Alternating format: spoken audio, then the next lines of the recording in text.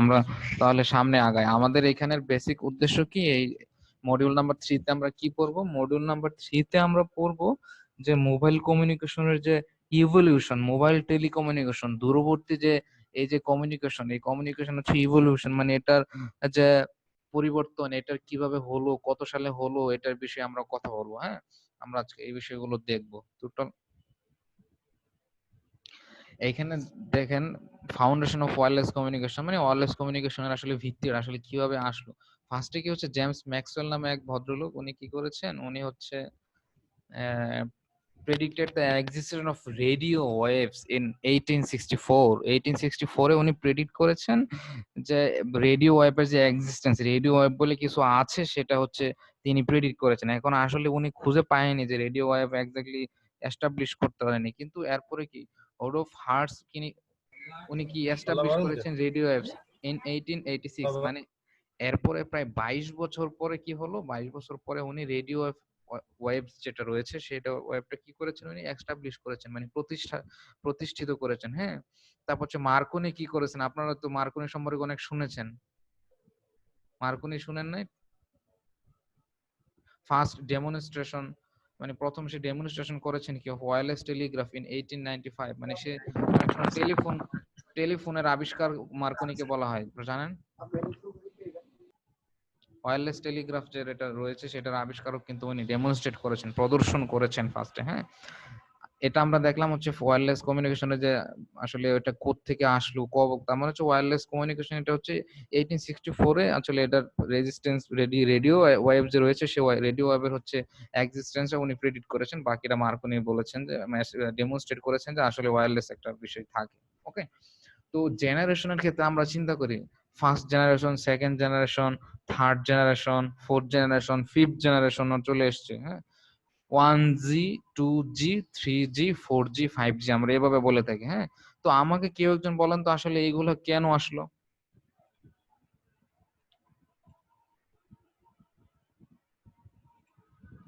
বলেন, একজন বলেন, কাকে জিজ্ঞেস করি? নুরুল ইসলাম শেখ, আপনি বলেন। স্যার বলবো? হ্যাঁ হ্যাঁ, অবশ্যই বলেন। স্যার মোবাইল কমিউনিকেশনের যে জেনারেশন গুলো আছে, first generation, second generation, third generation, এগুলো আসলে কমিউনিকেশনের স্পিডের উপর ভিত্তি করে, মানে এটা কত স্টেবল কমিউনিকেশন এবং ব্যান্ডওয়িথ এর স্পিড কত হবে, ডেটা ট্রান্সফারের স্পিড, এরকম কোয়ালিটি করে আসলে জেনারেশন গুলো আসছে, মানে ডেভেলপমেন্ট গুলো হয়েছে। আর নতুন নতুন ডেভেলপমেন্ট যখন কমপ্লিট হয়েছে, তো একটা ফুল ডেভেলপমেন্ট কমপ্লিট হয়ে গেলে তখন সেটাকে একটা জেনারেশন হিসাবে মার্কেটে নিয়ে আসা হয়েছে। ওকে, ভেরি গুড, আপনার অ্যান্সারটা খুবই ভালো ছিল। তো অন্য আর কেউ কোনো কথা বলতে চাইলে বলতে পারেন, কোনো সমস্যা নেই, আপনি মিউট করে দেন। Thank you. মাহমুদুল হাসান, আপনি কিছু বলবেন? মাহমুদুল হাসান, আচ্ছা, উনি মনে হয় কিছু বলবেন না, সমস্যা নেই। তো আমরা উনি যে উনি যেটা বললেন আমরা এটাই দেখবো। হ্যাঁ, তো এখানে ফার্স্ট জেনারেশন, সেকেন্ড জেনারেশন, মানে একটা জিনিস কি আমরা আপগ্রেডেশন যখন দেখি, মানে একটা থেকে আরেকটা, সেটা কমিউনিকেশন সিস্টেমে অবশ্যই সেটা স্পিড এবং ব্যান্ডউইথ রিলেটেড, অবশ্যই। এবং আমাদের একটা থেকে আরেকটার অবশ্যই অ্যানালগ থেকে ডিজিটাল, এরপরে ডিজিটালের মডারেট, তারপর হচ্ছে আরো এক্সট্রিমলি মডারেশন করে তখন ফাইনালি কি করা হয়, আমাদের আপগ্রেডেশন করে, যেটা আমাদের জন্য খুবই রিলায়েবল এবং হচ্ছে কম্প্যাক্টলি আমরা ইউজ করতে পারি, সেইগুলোই হচ্ছে এরকম জেনারেশন বেসিসে আমাদের আপগ্রেডেশনটা হয়। হ্যাঁ, তো আমাদের এখানে কিছু শর্ট ফর্ম রয়েছে, সিডিএমএ, জিএসএম মিনিং বলেছি, টিডিএমএ, সিডিএমএ, তারপর হচ্ছে ডাব্লিউসিডিএমএ, ডাব্লিউটিডিএমএ। হ্যাঁ, তারপর হচ্ছে এনএমটি, এএমপিএস। তো এইগুলার হচ্ছে আপনারা অনেক সময় পরীক্ষা দিতে গেলে এগুলার অ্যাব্রিভিয়েশন আসে। হ্যাঁ, তো এগুলা হচ্ছে শিখতে হবে, তো আমরা এগুলা এইখান থেকে শিখতে পারবো। এএমপিএস দ্বারা বোঝা হচ্ছে অ্যাডভান্স মোবাইল ফোন সিস্টেম, এটা সবাই মনে রাখবেন, আমি নেক্সট দিন কিন্তু ধরতে পারি। হ্যাঁ, এনএমটি হচ্ছে নর্ডিক মোবাইল টেলিফোন, টিএসিএসটেক্স, এটাকে কি বলা হয়, total access communication system, TDMA time division multiple access, C GSM global system for mobile communication, আমরা এটা জানি। পিডিএস হচ্ছে পার্সোনাল ডিজিটাল সেলুলার, যেটা জাপানে ইউজ করা হয়ে থাকে। তারপর হচ্ছে personal access communication system, digital European cordless telecommunication, cordless, cord থাকবে না কিন্তু, is the enhance data rates for GSM evolution, wide band code division, multiple access. হ্যাঁ, এগুলো আমরা নর্মালি হচ্ছে বলে থাকি, এগুলো অ্যাব্রিভিয়েশন গুলো একটু মনে রাখলেই হবে, সমস্যা নেই। তো এখন আমাদের আসি হচ্ছে মেইন পয়েন্টে। হুম, তো আমাদের 1G 2G 3G 4G পর্যন্ত এখানে রয়েছে, আমরা 4G পর্যন্ত দেখবো। তো 1G 1950 থেকে 50-এর দশক থেকে 90-এর দশক এই পর্যন্ত এটা রয়েছে। এরপরে আসলো 90-এর দশকে আসলো 2G, তারপরে 2001 থেকে 3G, এবং 2010 হচ্ছে 4G। হ্যাঁ, তো আচ্ছা, আমাকে কি কেউ একজন বলতে পারবেন যে 4G সবার ফার্স্ট কোন দেশে লঞ্চ করা হয়েছিল? আমি একজনকে জিজ্ঞেস করি, দেখি কি অবস্থা আপনাদের। এই রাজু 283, আপনি বলেন তো 4G কোথায় লঞ্চ করা হয়েছিল ফার্স্টে, মনে আছে আপনার?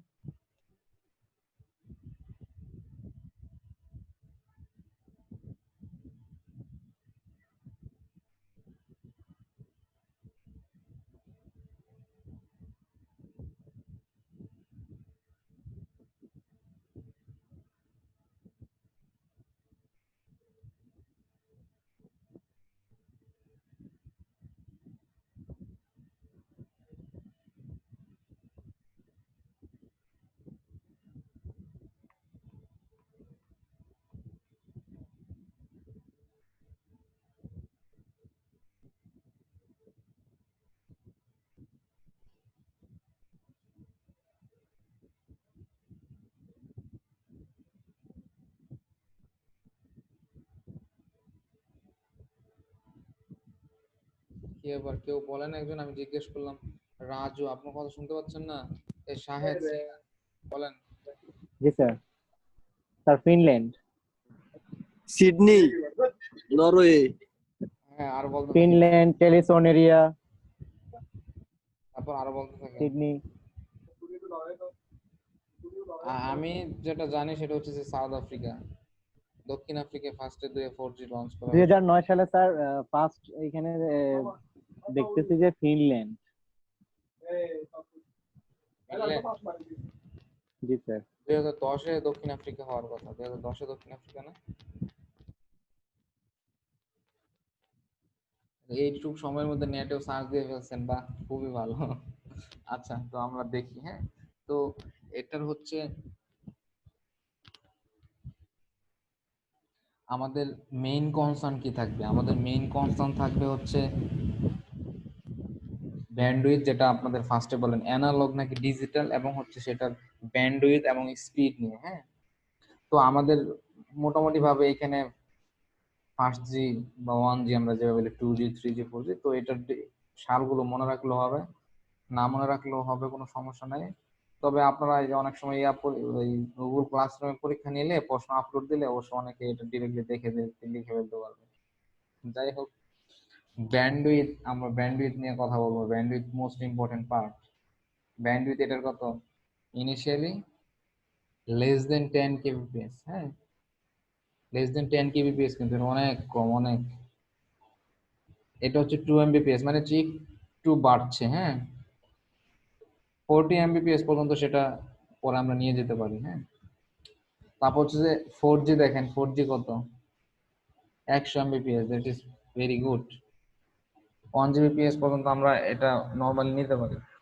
তো আমাদের পরীক্ষা যদি আসে তাহলে হচ্ছে এই টেকনোলজি একটা একটা করে দিয়ে দিলেন, তারপর হচ্ছে যে ইয়ার একটা করে দিয়ে দিলেন, তারপর হচ্ছে যে ব্যান্ডউইথ দিয়ে দিলেন, যে ব্যান্ডউইথ কোনটার কত। এই অ্যানালগের তো হিসাব নাই, অ্যানালগ যেহেতু এটা আগে দিলে সুবিধা হতো, এটা ব্যান্ডউইথ দেওয়ার ক্ষেত্রে এটা আগে দিলে সুবিধা হতো। হ্যাঁ, তো অ্যানালগ ও ডিজিটালের ক্ষেত্রে অ্যানালগ রেডিও, অ্যানালগ ও ডিজিটাল নেটওয়ার্কের ক্ষেত্রে। হ্যাঁ, তো এইখানে এইগুলো কি সবগুলো হচ্ছে ডিজিটাল কমিউনিকেশন। ডিজিটাল পারপাসে আমাদের ডিজিটাল কমিউনিকেশন, অ্যানালগ কমিউনিকেশনের অ্যাডভান্টেজ ডিসঅ্যাডভান্টেজ রয়েছে। কেউ কি বলতে পারবেন ডিজিটাল কমিউনিকেশনের ক্ষেত্রে আমাদের সুবিধা কি? এনিওয়ান? অ্যানালগের চেয়ে ডিজিটাল কমিউনিকেশনের সুবিধা কি? যে বলতে পারবে খুব সুন্দর করে, নেটে সার্চ দেওয়া ছাড়া, তাকে কিন্তু আমি অবশ্যই 3-4 মার্ক দেবো। মিনিমাম 2।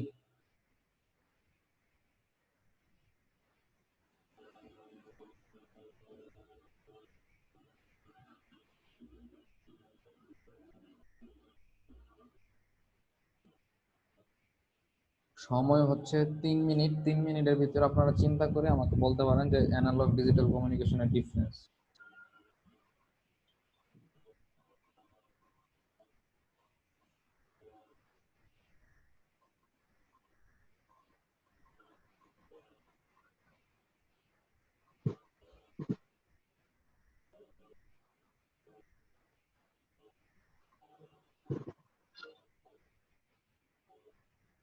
বলেন কেউ।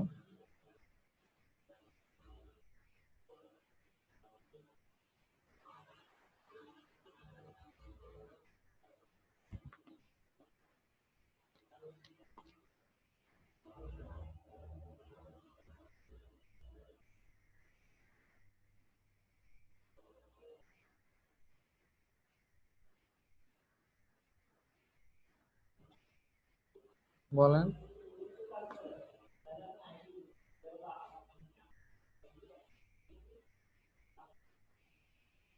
স্যার আপনি বলেন, মনে হচ্ছে পারতেছে না।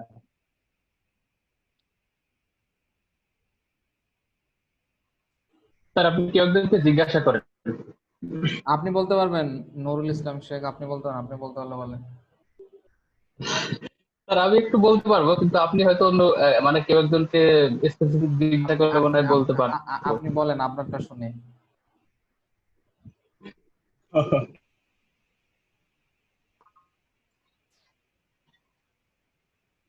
স্যার আমরা তো এম এর যে পড়াশোনা করছি ডিপ্লোমা থেকে, ওইখান থেকে দেখছি আসলে ডিজিটাল কমিউনিকেশনের হচ্ছে কমিউনিকেশন সিগন্যালের সাথে নয়েজের ডিসটরশনটা অনেক কম হয়, নয়েজটা কম কাজ করতে পারে। তারপর হচ্ছে ডিজিটাল কমিউনিকেশনের যে ডিভাইস গুলো ইউজ করা হয়, এই ডিভাইস গুলো বিশ্বস্ত, এবং অ্যানালগ কমিউনিকেশন গুলো ব্যবহার করা হয় ওগুলোর তুলনামূলক দাম বেশি, কিন্তু কার্যক্ষমতা তুলনামূলক কম, এর উপর বিশ্বস্ততাও কম। আরো কয়েকটা আছে। ওকে, আপনার তো মোটামুটি ভালোই মনে আছে, থ্যাংক ইউ, আপনারটা হয়েছে। হ্যাঁ। মাহফুজুর,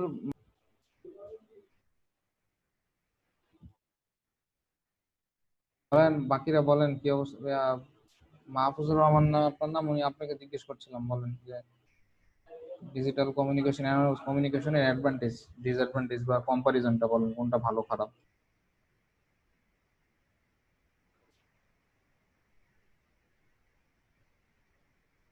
সরি স্যার, মনে হচ্ছে না। এই কি কারো কি মার্কের প্রতি, নাম্বারের প্রতি ইন্টারেস্টেড নাকি? সবাই কি স্যার লকডাউনে থেকে একদম ইয়া হয়ে গেছে, কারণ নাম্বার টাম্বার নিতে ইচ্ছে করে না? স্যার বলতেছি কারো কি নাম্বার নিতে ইচ্ছা করে না? আমি যে বলতেছি যে একটু ট্রাই করলে যদি একটা হয় তাও তো আমি মার্ক দেবো, কেউ তো বলতেছে না। স্যার অ্যানালগ আর ডিজিটালের যে ব্যান্ডউইথটা, হ্যালো হুম হুম হুম, বলতে থাকেন, শুনছি।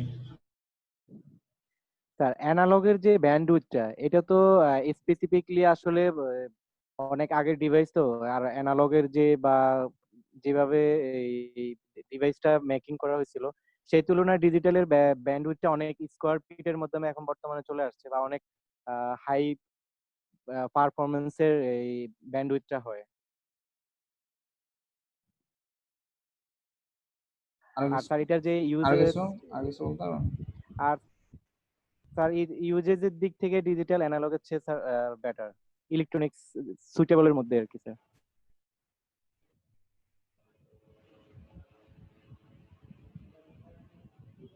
আরো কিছু বলতে চাইলে বলতে পারেন। আর অন্য কোনো পয়েন্ট মনে আসছে?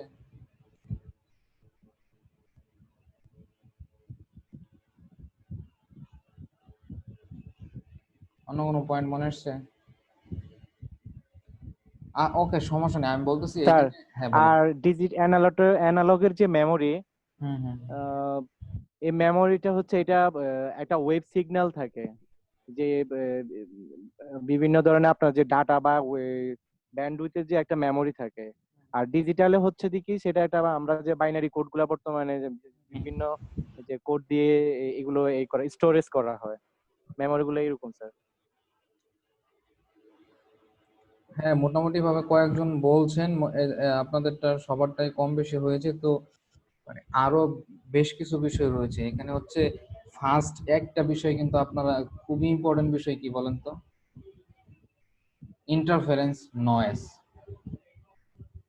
আমি ডাটা যদি এনক্রিপ্টেড করে এবং একটা সিগন্যাল আমি হচ্ছে সেন্ডিং ইন থেকে রিসিভিং ইনে নিয়ে যাবো, এখানে ডিজিটাইজড যদি আমি করে থাকি সিগন্যালগুলো, তাহলে এটা কি হয় আমাদের জন্য, নয়েজলেস হয় এবং ইফিশিয়েন্ট ট্রান্সফরমেশন হয়। এই ইন্টারফারেন্সের বিষয়ে effect of distortion, noise and interference is much less. এটা আপনাকে অবশ্যই ডিজিটাল সিগন্যালের ক্ষেত্রে অবশ্যই কনসিডার করতে হবে। ফার্স্ট জিনিস এটা। এটা অনেক কিছু রিলায়েবল, অনেক সময় এটা রিলায়েবল বেশি। হ্যাঁ, তারপর হচ্ছে যে এটার মনে হার্ডওয়্যার ইমপ্লিমেন্টেশনও সহজ। ক্রস টকের ক্ষেত্রেও আমাদের এটা রেয়ার হয়ে থাকে ডিজিটাল কমিউনিকেশন, যে অ্যানালগ কমিউনিকেশন অনেক ঝামেলা হয়। ভয়েসের ডাটা এনক্রিপশন করতে পারি আমরা সহজে। হ্যাঁ, তারপর হচ্ছে যে আমরা দেখেছি কিন্তু আগে টিডিএম সিডিএম এগুলোর মাধ্যমে কিন্তু, এফডিএম এর মাধ্যমে কিন্তু আমরা সহজে বিভিন্ন একটা চ্যানেল আরেকটা চ্যানেল থেকে আলাদা করে সহজে কিন্তু আমরা ট্রান্সমিট করতে পারি খুব সহজেই। কনফিগারেশন প্রসেস গুলো আমাদের ইজিয়ার অনেক অ্যানালগের ক্ষেত্রে। হ্যাঁ, তারপর হচ্ছে যে এই সিগন্যাল গুলো কি করা হয় আরো কমপ্লিটলি আমাদের বিভিন্ন ধরনের ক্যাপাসিটি ইফেক্টিভলি আমরা ইউটিলাইজ করতে পারি ডিজিটাল কমিউনিকেশন। তো মোটামুটি আমি যেগুলো বললাম এগুলো হচ্ছে আপনারা শিখে রাখবেন। এটা যে কোনো জায়গায় আপনি একটা চাকরি পরীক্ষা দিতে যাবেন আজকে, বা হঠাৎ করে ধরেন আপনার প্রমোশনের একটা ভাইবা নিল, আপনাকে হঠাৎ করে কিন্তু জিজ্ঞেস করে বললেন তো কমিউনিকেশন টেলিকমিউনিকেশনে জব করলেন, বলবে যে বলেন তো অ্যানালগ আর ডিজিটালের ভিতরে পার্থক্য, মোস্ট ফান্ডামেন্টাল কোয়েশ্চেন, এটা পারতে হবে। তো সবসময় মনে থাকেন আমি জানি, কিন্তু যদি একটু প্র্যাকটিস করেন তাহলে আশা করি মনে থাকবে। হ্যাঁ, আমি যে কথাগুলো বললাম এগুলো পজ করে করে, ভিডিও পজ করে করে আবার দেখে নিন। হ্যাঁ, তো তারপর হচ্ছে 1G 2G 3G 4G। হ্যাঁ, circuit switch circuit and packet switch আর সবকিছু হয়। এটা হচ্ছে সার্কিট সুইচ কি আর প্যাকেট সুইচ কি, এটা হচ্ছে আপনার পরবর্তীতে পড়াবো, এটা আপনাদের সিলেবাসে আছে। তারপর হচ্ছে সেল রেডিয়াস, মানে একটা সেল যে থাকবে, এই সেল 2G 3G এই নেটওয়ার্ক গুলো থাকবে, এই নেটওয়ার্ক গুলো রেডিয়াস গুলো কেমন হয়, রেডিয়াস গুলো এটা 100 কিলোমিটার রেঞ্জে হয়। তারপর হচ্ছে এটা কিলোমিটার রেঞ্জে হয়। আর হচ্ছে মিটার থেকে কিলোমিটার পর্যন্ত হয়, সেন্টিমিটার থেকে কিলোমিটার পর্যন্ত হয়, সেন্টিমিটার রেঞ্জে হয়ে থাকে এগুলা। তারপরে বাকিগুলা দরকার নেই। আর এটা হচ্ছে সার্ভিস, মানে স্পিচ, স্পিচ সিগন্যাল। হ্যাঁ, স্পিচ সাম ডাটা এসএমএস এমএমএস ডব্লিউআইপি। হ্যাঁ, তারপর হচ্ছে স্পিচ ডাটা ওয়েব পোর্টালস, তারপর হচ্ছে অল আইপি বেস সার্ভিসেস। হ্যাঁ, ইন্টারনেট প্রোটোকল বেসড সার্ভিসেস। হ্যাঁ, তো আপনারা আরেকটা কাজ করবেন, এইখানে হচ্ছে এইখানে 1G 2G 3G 4G এর কিছু জিনিস রয়েছে, এইগুলো হচ্ছে ইভলিউশনের ক্ষেত্রে এই যে সার্কিট সুইচ প্যাকেট সুইচ এইখানে রয়েছে, তো এগুলো আমরা পরে পড়াবো। তো এই 1G 2G 3G এইগুলা এইখান থেকেও আপনারা চাইলে পড়তে পারেন, এখানে অনেক ডিটেলস দেওয়া আছে। আসলে এত বিষয় কখনো আপনারা মনেও রাখতে পারবো না, এই কারণে আমি এত বেশি কিছু দেখাও না। ওইখানে সবগুলো কমপ্লিটলি রয়েছে, ওই কয়েকটা মনে রাখতে পারলে আপনি এই পরীক্ষাও পার হতে পারবেন। আপনার হচ্ছে ফাইনালের ক্ষেত্রে আপনি অনেক কাজে লাগাইতে পারবেন, আর হচ্ছে মানে মিডের ক্ষেত্রে। আর আপনি চাইলে আপনার যে বিভিন্ন পরীক্ষা টরীক্ষা দিতে গেলে ওইগুলোর ক্ষেত্রে ইফেক্টিভ কাজে লাগাতে পারেন। মানে হচ্ছে একটা জিনিস কি, যে 1G 2G 3G 4G সবগুলো যদি একসাথে থাকে তখন আসলে আপনি একটা আরেকটা থেকে ডিফারেন্ট করতে পারেন, যে কোনটার হচ্ছে কোনটা থেকে কোনটা আপগ্রেড হচ্ছে, কি পরিমাণ আপগ্রেড হচ্ছে, এগুলো ডিফারেন্ট আপনার রেফারেন্স অ্যানালাইসিস থাকলে সুবিধা হয়। আর এখানে আপনি চাইলে আরো ডিটেলসে পড়তে চাইলে এখানে পড়তে পারেন, এগুলো নট নেসেসারি আপনার দরকার এখানে। তো এইগুলো হচ্ছে মোটামুটি ভাবে আপনার পড়লে আশা করি বুঝতে পারবেন। হ্যাঁ, আমার কথা শোনা যাচ্ছে? জি স্যার, শোনা যায়। ভয়েস কমিউনিকেশন ডাটা কমিউনিকেশন এগুলো কিন্তু ভালো করে পড়বেন। যে অ্যানালগে কিন্তু একটা ঝামেলা রয়েছে, খালি ভয়েস স্পিচ সিগন্যাল দেখালো, আর ওইগুলোতে কিন্তু ডাটা কমিউনিকেশন এসএমএস এমএমএস এগুলো ট্রান্সফার করা যায়। বুঝতে পেরেছেন? ওইগুলো একটু ভালো করে পড়বেন। এখন সার্কিট সুইচিংটা কি, প্যাকেট সুইচিংটা কি, এখান থেকে আমরা ইজিলি দেখতে পারবো। হ্যাঁ, মেসেজ যে ট্রান্সফার করা হবে এটা 3 স্টেপে হবে। এখানে dedicated path establish between two user, মানে টু ইউজারে ডেডিকেটেড পাথ ক্রিয়েট হয়ে যাবে, মেসেজ ট্রান্সফার হবে। তারপর হচ্ছে যে কানেক্টেড পাথটা রিলিজড হয়ে যাবে। হ্যাঁ, তারপরে এখানে মেইন যে কথা সার্কিট সুইচিং আসলে কি মেইনলি হচ্ছে এটা কি করা হয় basically design for voice communication জন্য ডিজাইন করা হয় but later data communication is also added পরবর্তীতে ডাটা কমিউনিকেশন আসলে আরো অ্যাডেড করা হয় আর হচ্ছে প্যাকেট সুইচিং হ্যাঁ প্যাকেট সুইচিং এর ক্ষেত্রে কি হয় আমরা মানে নাম দেখে কিন্তু বুঝতে পারতেছি ক্ষুদ্র ক্ষুদ্র প্যাকেট আকারে যেমন এখানে এরকম এরকম প্যাকেট সিস্টেম করা হয় তো in packet switching message segmented মানে সেগমেন্ট করা হয় সেগমেন্টেশন মানে কি একটা পার্ট বাই পার্ট সেগমেন্ট করা হয় into small unit of bits মানে কম পরিমাণের বিটে অ্যানালাইসিস করা হয় যেটাকে প্যাকেট বলা হয় আর কি প্যাকেটস আর ট্রান্সফার্ড অর রাউটেড মানে পাথ করে দেওয়া হয় রাউটেড বলা হয় মানে হচ্ছে পাথ করে দেওয়া হয় ইন্ডিপেন্ডেন্টলি মানে একটা আরেকটার উপরে ডিপেন্ড করে তো দ্য প্যাকেট সুইচ নেটওয়ার্ক মানে প্যাকেট সুইচ নেটওয়ার্ক যেটা আমরা মানে আমরা ফার্স্টে বেসিক মোবাইল কমিউনিকেশন স্ট্রাকচার দেখলাম না যে এমএসসি রয়েছে এমএসসি আন্ডারে বিএসসি রয়েছে তারপর হচ্ছে এখানে টেলিফোন নেটওয়ার্কে যাবে যে আসলে কোন এমএসসি এর আন্ডারে কোন বিএস এর আন্ডারে এটা আমরা কিভাবে ডিনোট করতে পারি সুইচিং এর মাধ্যমে সব সুইচিং করে আর কি ওকে প্যাকেটস ইজ টু পার্টস দুইটা পার্ট রয়েছে একটা ডাটা মানে ইউজার ইনফরমেশন আপনি ধরেন আপনি একটা ভয়েস সিগন্যাল দিলেন এই ভয়েস সিগন্যালটা কনভার্টেড হয়ে একটা ডিজিটে কনভার্ট হলো সেই ডিজিটটা কি করা হবে ইউজার ইনফরমেশন ডাটা হিসেবে যাবে তারপর হচ্ছে কন্ট্রোল ইনফরমেশন আপনার আসলে এইখানে কন্ট্রোল ইনফরমেশনে যাবে আপনার এই ডাটাটা কোন ফোনের জন্য প্রযোজ্য কিভাবে যাবে সেটাই হচ্ছে মোটামুটি ভাবে বিষয় এই তারপর হচ্ছে কন্ট্রোল ইনফরমেশন এগুলা উপরে ডিপেন্ড করে অ্যাড্রেস অফ সেন্ডার আমি যে একটু আগে আসলে একটু বলেও দিলাম এখানে এগুলোই লেখা আছে সোর্স আইডি মানে হচ্ছে অ্যাড্রেস অফ সেন্ডার আপনি যে পাঠাবে সেটার হচ্ছে তার অ্যাড্রেস থাকবে ডেস্টিনেশন কোথায় যাবে তার অ্যাড্রেস ওইখানে থাকবে প্যাকেটের সাইজ মানে আপনার বিট সাইজ কেমন হবে কত বিটের হবে সিকিউএস নাম্বার অফ প্যাকেটস মানে আগে কোন ডাটা যাবে মানে কারণ আমি বলতেছি আমি আপনাদের ক্লাস নিচ্ছি এখন ফার্স্ট ওয়ার্ড কি আমি তারপরে কি আপনাদের তারপরে ক্লাস তারপরে নিচ্ছি এখন ক্লাস আমি আপনাদের নিচ্ছি গেলে হবে না বুঝতে পেরেছেন সিকোয়েন্সিয়ালি যাইতে হবে আর বাকিগুলো দরকার নেই তেমন ওইগুলো আসলে আসে না পরীক্ষায় তো ওইগুলো পরে মাথাটা নষ্ট করারও কোনো দরকার নেই তো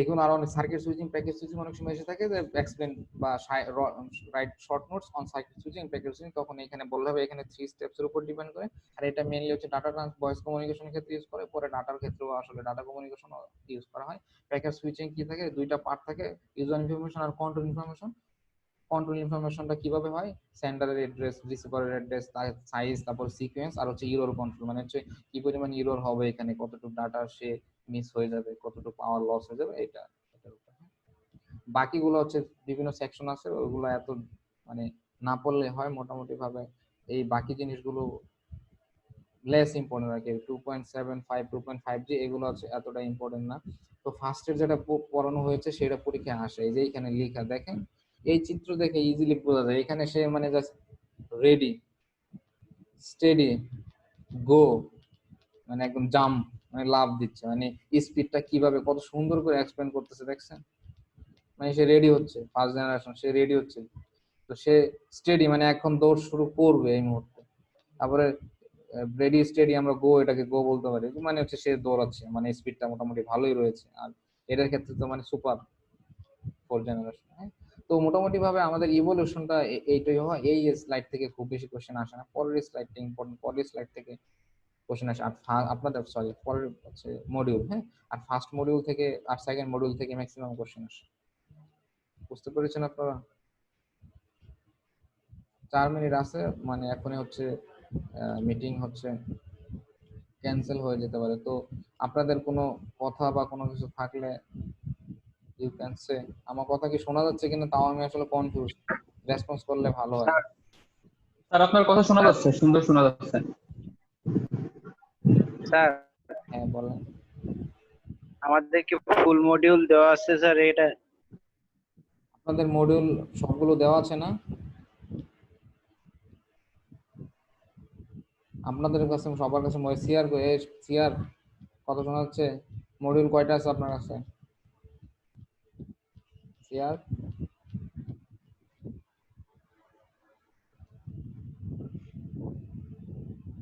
সিআর কোথায় সিআর কি শুনতে পাচ্ছে আমাকে